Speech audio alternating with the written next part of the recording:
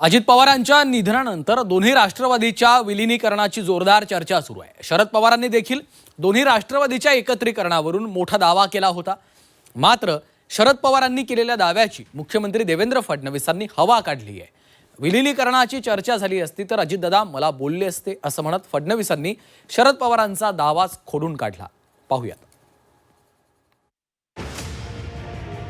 एकत्र काम करण्याची प्रक्रिया सुरू करावी यासाठी एक होत होता आणि निर्णय आत्ता जाहीर करायचा होता लाडासारखे।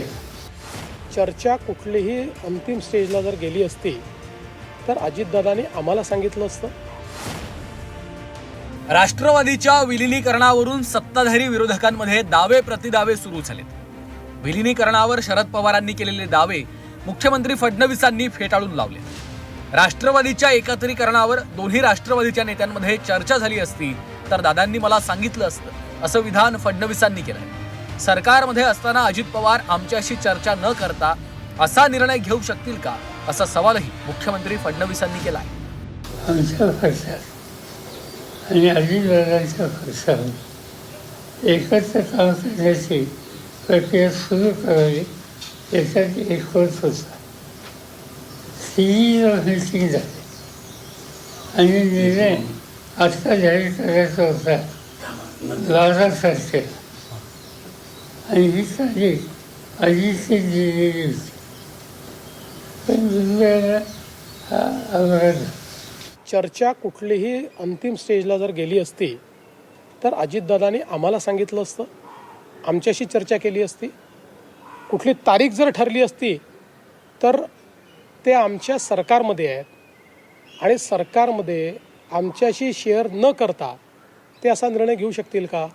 त्यामुळे आता पवार साहेबांचं त्यांचं काय बोलणं झालं, कोणाचं त्यांचं काय बोलणं झालं मला याची कल्पना नाही। विलीनीकरण करायचं की नाही हा राष्ट्रवादीचा प्रश्न आहे। मात्र भाजपशी चर्चा केल्याशिवाय ते कोणताही निर्णय घेणार नसल्याचं फडणवीसांनी म्हटलंय। तर दुसरीकडे अजितदादांसोबत विलीनीकरणावर चर्चा झाल्याचं पवारांच्या राष्ट्रवादीचे नेते वारंवार सांगतायत।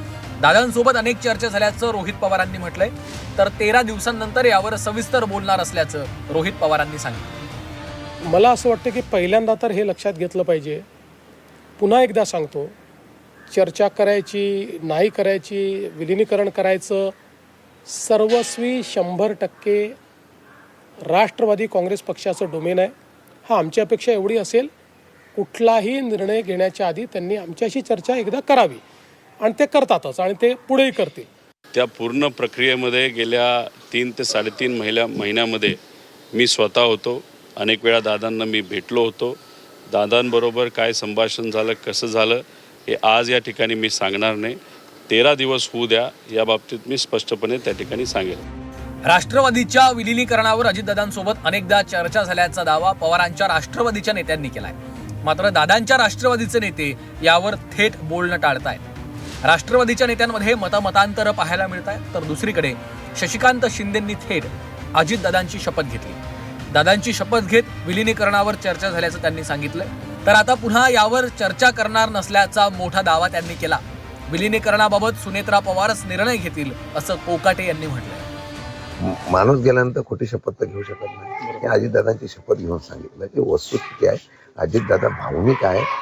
ज्यांना माहिती आहे सगळ्यांना, आमच्या दोन्ही राष्ट्रवादींच्या कुटुंबांना आम्हाला माहिती आहे अजितदादा किती भावनिक आहेत। ते शरद पवारांच्याकडे बघितल्यानंतर अजितदादा काय भावनिक होतात ते आम्ही बघितलेलं आहे। त्यांचं म्हणणं आहे पवार साहेबांच्या उपस्थिती व्हावा। या बाबतीमध्ये आम्ही चर्चा करणार नाही।